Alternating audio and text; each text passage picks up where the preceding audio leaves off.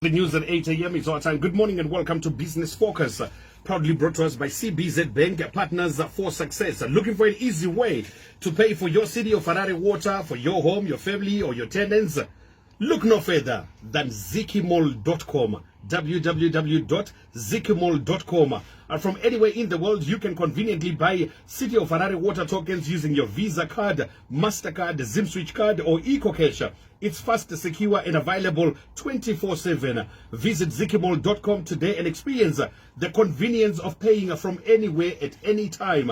Zikimall, shop, pay, care, anytime, anywhere. Zikimall is a product of CBZ Bank, partners for success. As always, it is Business Focus on a Thursday morning, brought to us by CBZ Bank. Good morning to you, Kudzi. How are you doing? Good morning, Tinashe, and good morning, everyone. So, Tinashe, today we've got a different kind of business focus. Yeah. We are joined in the studio by CBZ CEO Lawrence Nyazema. And Lawrence was in Egypt last week, and for the AfreximBank Bank annual general meetings. You know, this is usually a big, huge gathering, but this year was kind of different because of health issues such as Ebola, and the host country couldn't accommodate as many people as it usually does, because more than 5,000 people normally attend the AfreximBank annual general meeting, but because of health issues, most people couldn't travel. However, CBZ delegation led by Lawrence Nyazema was invited to come in person to Egypt, because there was a special deal that the group was going to sign with AfreximBank through the Africa Trade Distribution Company, which is a unit of AfreximBank, and CBZ Agro, which signed a joint venture agreement to establish the National ATDC, that is the National Africa Trade and Distribution Company, Zimbabwe. Lawrence, welcome to Business Focus. Thanks very much, Kudzi. Very good to be here. And let's get straight into it, Lawrence. And firstly, I would like to congratulate you on this landmark partnership with AfreximBank. So, in simple terms, what is the National ATDC Zimbabwe platform, and what gap does it fill in Zimbabwe's trade ecosystem? Thanks very much, Kudzi. Maybe let me take you back a little bit. Sure.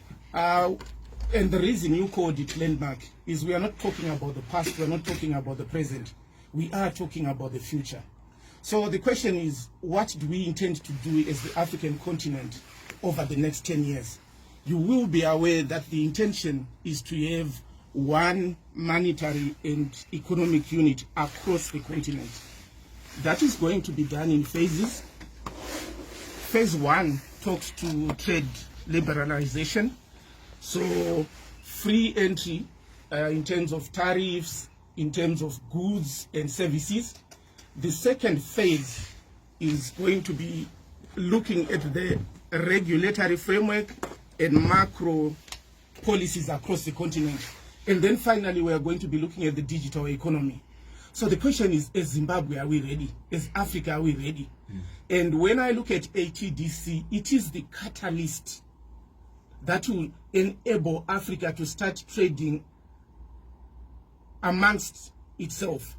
So the reality today is intra-Africa trade is only 15%. So Africa trades 85% of its goods, and unfortunately those goods are mostly raw materials with the rest of the world. It also means Africa is importing a lot of manufactured and finished goods from outside, and those goods would have been value added. So we are looking at this as a catalyst, and the intention is to develop more intra-Africa trade on day one. The intention is to have more manufactured goods coming out of Africa. The intention is to be running our own value chains in mining, in agriculture, electronic goods, all spheres of economic activity. So just look at it as a catalyst for the Africa Continental Free Trade Area.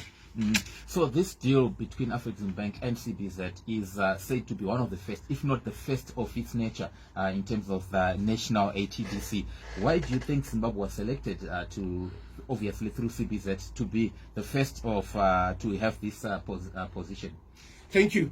As Zimbabwe, we have tended to punch above our weight grade. We won the ladies Olympic hockey gold medal in 1980. 1982. Next year, our rugby team is going to the World Cup. Yes. Our cricket team, I don't know whether you are following what is happening with Yes, Bangladesh. Bangladesh was So beaten, yeah.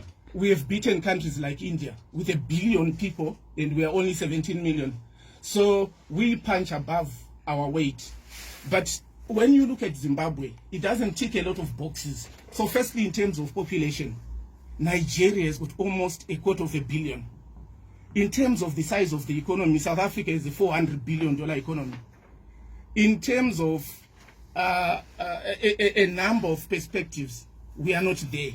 But as CBZ and as Zimbabwe, we raised our hand. We were aware that Afrexim is looking at developing trade and developing the African economy. And we have been interacting with Afrexim, and you'll be aware that this is not the first time we are interacting with Afrexim. Ours is a long-term relationship.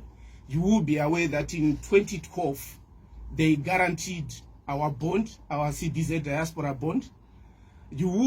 I don't know whether you are aware that where they are building their head office in Harare, that used to be CBZ land. Oh. So it's not a fly-by-night lines of credit relationship. It's deep-rooted. So we were aware that they were going to be launching these national ATDCs.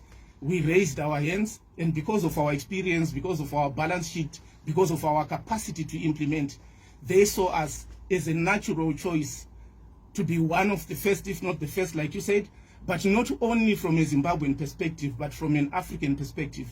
You will be aware that this time last year, we won a Continental award for being the best financial institution, not in Zimbabwe, but on the continent, for financial institutions that are in the SME category. And that category simply means those with capital of less than $500 million. So we have been participating and competing at a continental level as CBZ. So CBZ is obviously the biggest financial institution in Zimbabwe across many metrics, and this partnership with AfreximBank, which is also supported Zimbabwe significantly across sectors. But if I'm a farmer or an SME in Kwekwe out there, what practical difference does this partnership bring? What sort of access to markets do I get to? Are we going to see through this partnership? So as ATDC Zimbabwe, like you said, it's a partnership between AgroYield and effectively Afrexim. Our headquarters from a trading perspective are in Dubai. And you'll be aware that Dubai is one of the major trading hubs in the world. So for the farmer, you may not directly feel us as ATDC, but whoever you are dealing with is likely to be benefiting from what we are bringing to the table. So we are saying, for example, if you are a farmer that is in horticulture, we are going to be exploring and taking Zimbabwean produce to global horticulture markets. You are likely to experience early payments. You are likely to experience better prices. But we are not here to compete with players that are on the ground. We are here to complement and ensure that they access finance, ensure that they access markets. But it's not only on the export side, also on the import side. So if you are a farmer in Gokwe, the question is, are you getting your fertilizers and chemicals which are of the right quality at the right price? And as ATDC Zimbabwe, we will ensure that we bring fertilizer at the right price and also of the right quality. So it's on both sides, the imports as well as the exports.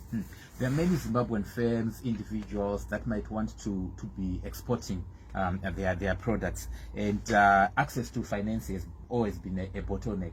And the coming in of this ATDC, this platform, what will happen to the availability and cost of financing, especially in terms of agricultural and industrial players? So theoretically, it should come down. The reason for that is our main partners, Afrexim, want the initiative to be a success. So from a funding perspective, ATDC at a global level has been given $1 billion as startup capital and financing by Afrexim. But in talking to Professor Orama, he has said to us, capital is not the problem. Find the right products, find the right players, find the right success. Then $10 billion will be provided. And Professor Orama, you would know he was the former president of AfRexim, but now he's chairman of the global ATDC. Moving on, Lawrence, I'm sure as CBZ, you've done your homework in terms of who is likely to benefit. Zimbabwe exports crops like tobacco and other agricultural products. But when you look at the subsectors, somebody is listening and say, which sectors or which subsectors are likely to benefit? Have you done your homework in terms to see who is likely to benefit, so that if they are listening, they will know this is my chance now? Well, both ourselves and AfRexim, we've done our homework. So if I can give you a quick example of one of the sectors that is likely to benefit, it would be horticulture. But in horticulture, what we are saying to my brothers in Chiwota and my uncles in Omboshava is, let's move away from viscose. Let's move away from rape, onion, and the usual. Let's go for the high value crops. So if you talk to the Horticulture Development Council and their strategy for the next 5 years, they want to develop 30,000 more hectares. Currently, we're on 65,000 hectares under horticulture. We want to go to about 100,000. What will that do? That will move our horticulture exports from 120 million, which is the current one, to more than 2 billion. That's almost a 20-fold growth. And we are saying we are likely to create 600 jobs if we do that. What is the requirement from financial services sector? The requirement is 500 million. So we are saying over the next 5 years, let's provide 500 million into horticulture. We will create 600,000 jobs, and our exports will go to more than 2 billion. In fact, their estimate is 2.5 billion. So that's just one of the sectors. But when I look at it from a continental perspective, where do we need immediate intervention? We import pharmaceuticals of 20 billion. After that, we are importing textile products of 15 billion. These are US dollars. We are also importing edible oils that can easily be made from sunflower and soya bean, another 15 billion. And you know what? Footwear, 5 billion. Meat products, another 5 billion. Even wigs, that's 500 million. So whether you are in light manufacturing, whether you are in primary production, just look at some of those value chains. So when I look at textiles, my challenge again to my parents that are in Chiredzi or in Bokwe is to say, let's go back to cotton and let's run that value chain so that we start from primary production. And when it comes to primary production, I'm glad that it's not just CBZ. We now have almost all banks. Like when we went to ADMA, which in my view is the primary show for agriculture, all banks this year were represented. When we started like 4 or 5 years ago, it was only CBZ. So I'm glad that in terms of financing primary agriculture, we have all or most financial institutions involved. In terms of supporting SMEs, is the same story. And where we will come in is ATDCs to ensure that the markets are there. So I'm glad that you spoke about yes, the horticulture sector as one of the beneficiaries likely to benefit the most. And then you're also talking about the value chains. And when you talk of value chains, you're also now speaking to manufacturing. And I was reading a report released by CZI saying that we have invested in new machinery. I think more than 59% is 10 years and below, which means we now have modern machinery. But when you then look at the export side, we are exporting only about 5% of our manufactured products. What are some of the barriers that you think need to be addressed for us to be able to export more than we are exporting now? Yeah, so the first one that I will put on the table is infrastructure deficit. And I'm glad that finally, as the financial services sector, we are getting it right. As CBZ, in the next 2-3 weeks, we will be launching a significant infrastructure bond. We are looking at least 500 million that will start to go into infrastructure. We are starting with the major roads. So infrastructure deficit, the railways, the roads, we are looking at energy. And I'm glad talking to ZESA or ZATDC a few days ago, they are saying we've gone 6 months without load shedding. But where we've got a problem is in terms of their infrastructure. They need assistance so that the faults are minimized. Energy is a problem, the cost of doing business. Glad that government has been doing a lot in terms of reducing the cost of doing business. From the banking sector, we continue to appeal on the 2% MTT. Then the trade barriers, be they tariff and non-tariff, which is why from an Africa continental free trade perspective, those are being dealt with, so that as you export around Africa, you are not worried about some of those barriers, the cost of finance, the availability of finance, and that's the reason we have decided to partner with those that have got deep pockets, not only deep pockets, but those that have generally supported the African continent, and Zimbabwe in particular. The list we can go on and on, but off the top of my head, I would say those are the key ones. Those are the key ones. Thank you, Lawrence, for that. And looking ahead in 5 years, Lawrence, what is your vision for the National ATDC Zimbabwe? How will you measure success, and what lasting impact do you hope this initiative will have on Zimbabwe's economy and its integration with the Africa Continental Free Trade Area? So the Zimbabwean economy has been growing. You will be aware that from a SADC perspective, we are now the fifth largest economy. I would want us probably to be the third largest economy by then. I did talk about the potential in horticulture, the 2.5 billion. I would want us to realize that, and where will that come from? It will come from blueberries, it will come from avocados, it will come from citrus, it will come from fresh produce. I would want my brothers in Chiwota to start having decent lives, to be living in electrified villages. I would want our people who are struggling currently in places like South Africa to be able to come back home and have a meaningful life. So I see the possibility of a much bigger and a much better economy that is fully serviced from an infrastructure perspective. Thank you, Lawrence, for that. And Tinashe, do you have any questions from our listeners? Nothing yet. Maybe my last question to you, Lawrence. I've had the privilege of meeting you at these AfreximBank meetings in various countries, and every time CBZ comes with some money that it has to lend to the Zimbabwean economic agencies. Did you manage to get any money from this current trip? Yeah, we did sign perhaps the largest line of credit that this country has seen, 170 million. What I like about that line of credit is 20 million is going towards SMEs. And I'm saying as CBZ, we are moving away from ambition to execution. Because again, when you go to a lot of these conferences, you participate as a keynote speaker.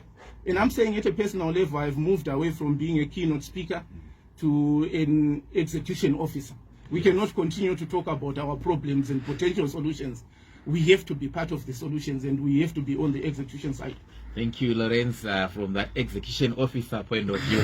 That's what we had for you this morning on Business Focus, brought to you by CBZ, our partners in success.